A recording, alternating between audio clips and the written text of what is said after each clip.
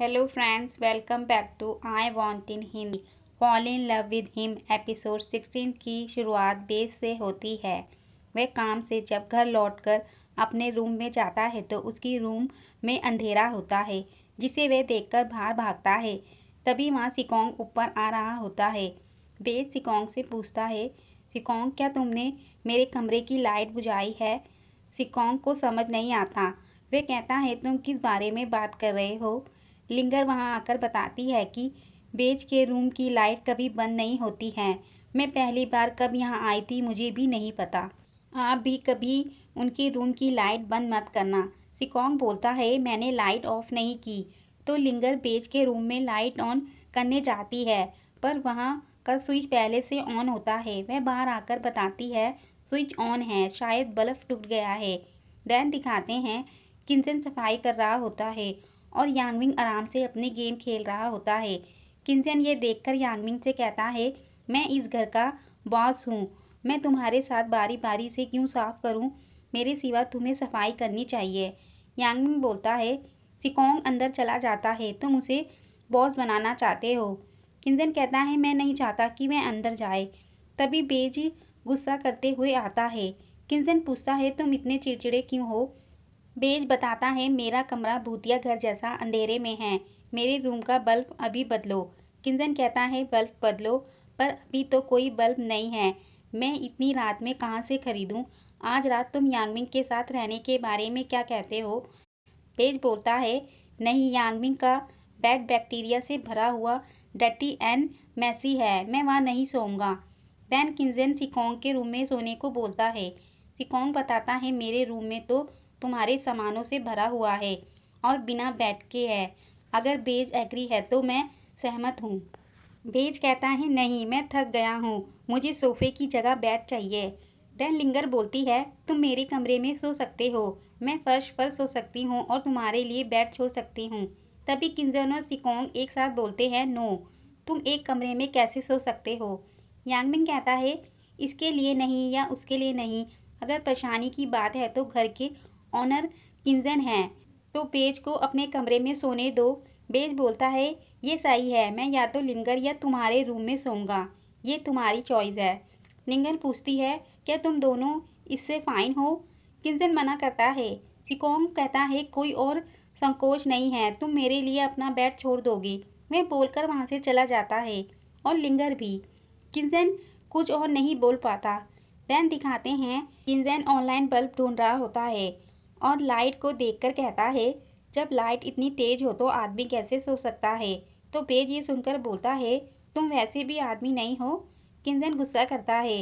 Next day होता है, page का फोन बजता है। वह कॉल शौकी की मॉम की होती है। वह बताती है, शौकी के डॉक्टर ने कहा है कि शौकी को थ्रोम्बोसिस है, जिसमें सेरेब्रल एम्बोलिज्म होता है, उसका एक बार ऑपरेशन होना चाहिए।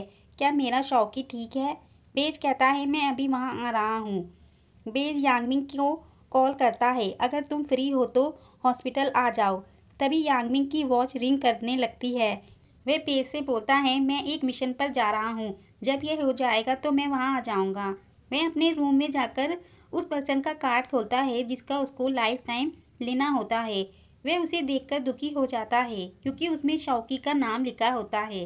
वह कार्ड लेकर हॉस्पिटल आता है। वहाँ शौकी की मॉम बैठी होती है। सीन चेंज होता है।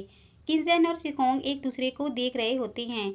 लिंगर पूछती है, तुम एक दूसरे को इतने लंबे समय से देख रहे हो? तभी लिंगर को भी हॉस्पिटल से शौकी के बारे में कॉल आ जाती है। सिकोंग बोलता है, मैं तुमको हॉस्पिटल ले चलता हूँ। लिंगर कहती है, तुम्हें कैसे पता?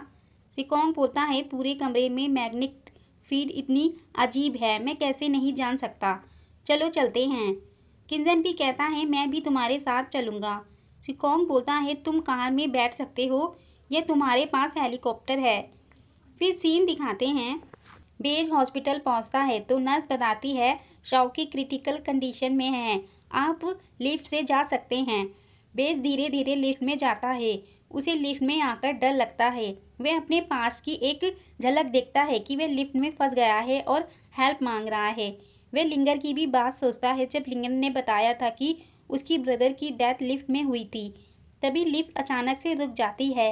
बेज को और डर लगने लगता है। वे चिल्लाता है तो बाहर से एक आदमी बताता है बिल्डिंग की पावर ऑफ हो गई है, इसे ठीक कर रहे हैं।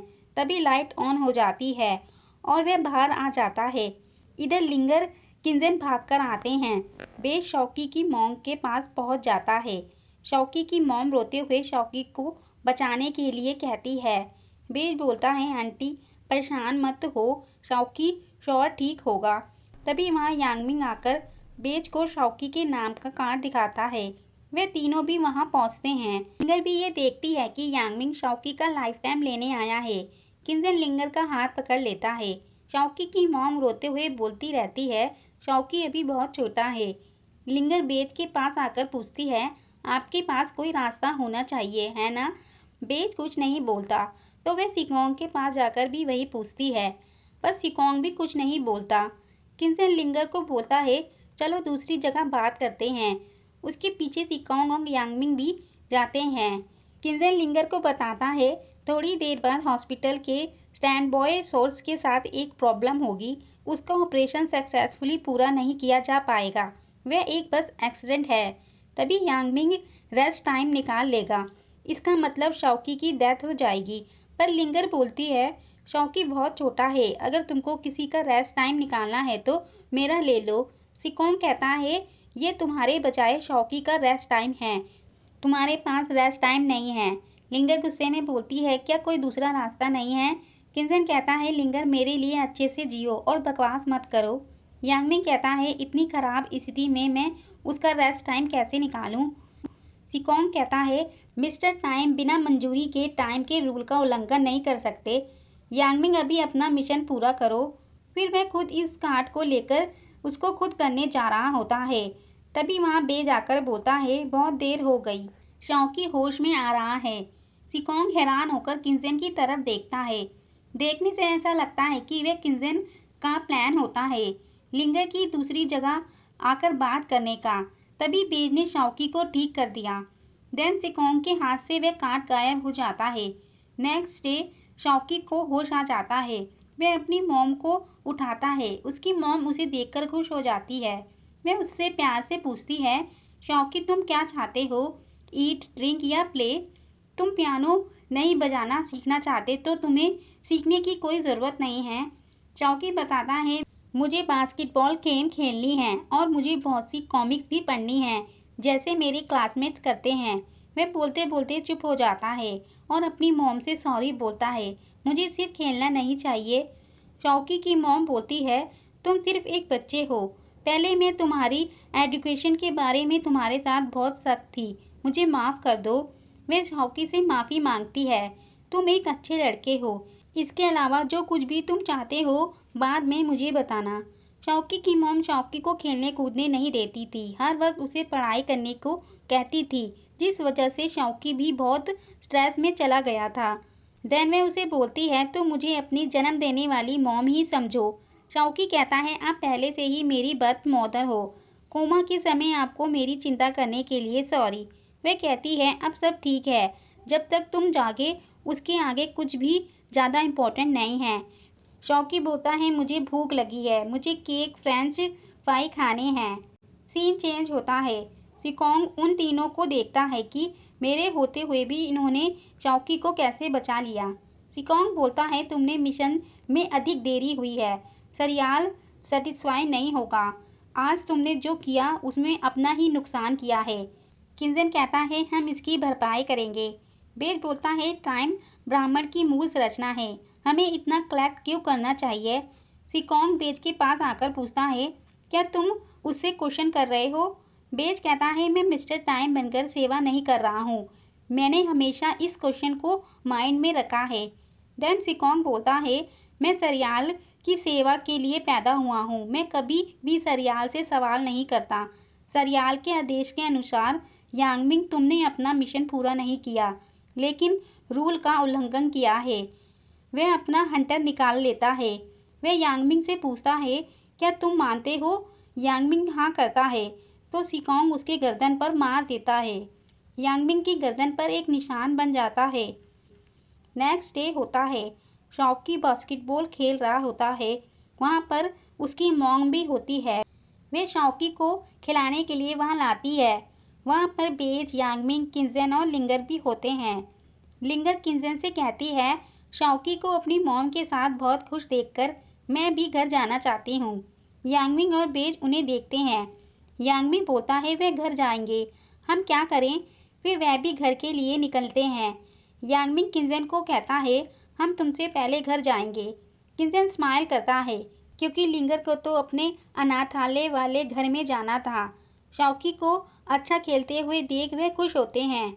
शिकोंग उन दोनों को देखकर वहाँ से चला जाता है। देन लिंगर और किंजन अनाथालय आते हैं। लिंगर वहाँ अपने बचपन की दोस्त हुआंग ताओ को देखती है, जिसने लिंगर को विला पहुँचाने में किंजन की मदद की थी। हुआंग वहाँ के बच्चों को चॉकलेट बांटती है। लिंगर ये देखकर उसकी फ़ोटो क्लिक करती है। बच्चों के जाने के बाद ताओ वहाँ के डायरेक्टर को भी कुछ देती है। डायरेक्टर मना करती है पर ताओ उसे ज़बरदस्ती उसे दे देती है। लिंगर उन लोग की फ़ोटो भी खींचती है। फिर हुआंग ताओ जा रही होती है। लिंगर हुआंग को बोलती है, फाइनली तुम मिल गई। हुआंग कहती है, लिंगर मुझे तुम्हारी बहुत याद आती है। तुम्हारी स्टडी कैसी चल रही है? तुम भी उनसे मिलने वापस आ गई? लिंगर गुस्से में बोलती है, तुम किंजन से पैसे लेकर चली गई और हमारे कॉन्टैक्ट टूट गए। हुआंग कहती है, मैं मजबूर थी और मेरे पास कोई चॉइस नहीं थी। और क्या मुझे तुम्हारी चिंता है? जब तुम पहले एमी के साथ रहती थी तो तुम एक दूसरे की देखभाल कर सकती थी। अब तुम अकेली रहती हो, मैं तुम्हारे बारे में चिंतित हूँ। चलो नाराज मत हो। विला में तुम्हारी लाइफ कैसी है? क्या तुम सेटिस्फाई हो? देन में पूछती है, ऐसा लगता है कि तुम और भी करीब हो। तुम उसे अनाथालय भी ले आई? लिंगर और बेज एक दूसरे को देखते हैं। किंजन पूछता है, तुमने कहा था कि तुमको इक्विपमेंट खरीदने के लिए पैसों की ज़रूरत है, क्या तुमने उसे खरीदा? हुआंग कहती है, तुमको अभी भी वह ब्रॉडकास्ट इक्विपमेंट याद है? उसे पैसे की बदौलत ही मेरा स्टार बनने का सपना पूरा हुआ। अब मैं एक एजेंट के साथ इंटरनेट सेलिब्रिटी हूँ। लिंगर हुआंग के लिए बहुत खुश होती है। हुआंग लिंगर को थैंक यू कहती है, ये सब तुम्हारी वजह से हुआ है। फिर हुआंग के पास उसके एजेंट की कॉल आती है। वह वहाँ से चली जाती है। लिंगर किंजन को अपना अनाथालय दिखाती है। वे किंजन को बताती है, लिटिल ब्रदर को अडॉप्ट करने से पहले हम यहाँ झूला पर खेलते थे। किंजन लिंगर से पूछता है, तुमने अक्सर हाल ही में लिटिल ब्रदर की बात की है और स्पेशली सिकोंग से पूछा है, तो तुमको संदेह है कि बेज ही लिटिल ब्रदर है जैसा तुमने कहा था? देन लिंगर बोलती है, हाँ मैं इसे फील कर सकती हूँ और इसकी अत्यधिक संभावना है।